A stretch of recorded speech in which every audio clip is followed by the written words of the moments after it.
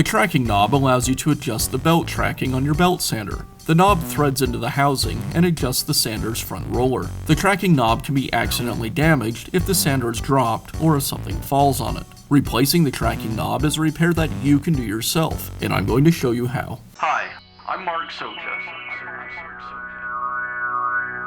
Do-it-yourself repairs like these are easier than you might think. From lawn machines to cordless drills, kitchen mixers, Outdoor grills.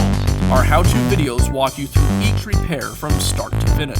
So doing it yourself means never having to do it alone. Let's get started. The tension screw threads into the housing. I'll go ahead and remove the old one. I'll remove the tension spring and the washer from the knob. Now I can install the new knob. I'll replace the washer, followed by the tension spring, and now this assembly is ready to be threaded onto the housing. And remember to retract the belt before using the sander.